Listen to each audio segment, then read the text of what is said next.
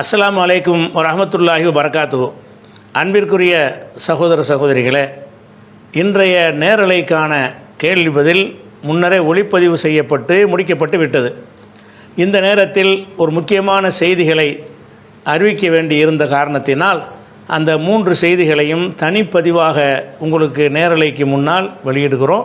இது முடிந்த பிறகு வழக்கம் போல் நேரலையை நீங்கள் பார்க்கலாம்.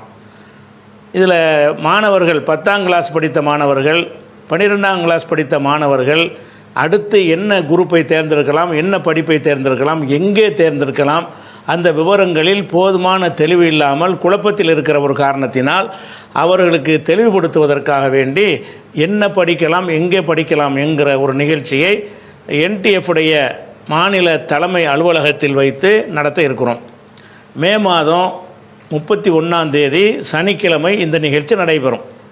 காலை 9 மணியில் இருந்து பகல் 1 மணி வரைக்கும் இந்த நிகழ்ச்சியில் அந்த விஸ்டம் அகாடமியுடைய பொறுப்பாளர் சித்திக் அவர்களும் அவரை சார்ந்த அறிஞர்களும் இந்த மாணவர்கள் எங்கே படிக்கலாம், என்ன படிக்கலாம் என்பதற்குரிய வழிகாட்டுதலை உங்களுக்கு வழங்குவார்கள். இப்படி வரக்கூடிய மாணவர்கள் தங்களுடன் ஒரு பொறுப்பாளரை அழைத்து வரலாம். ஒரு மாணவிகளும் இந்த நிகழ்ச்சியில் கலந்து கொள்ளலாம். இப்படி வரக்கூடியவர்கள் பதிவு செய்தவர்கள் மாத்திரம்தான் அனுமதிக்கப்படுவார்கள். நீங்கள் முன்கூட்டியே உங்களுடைய வருகையை எங்களுக்கு பதிவு செய்து விட வேண்டும்.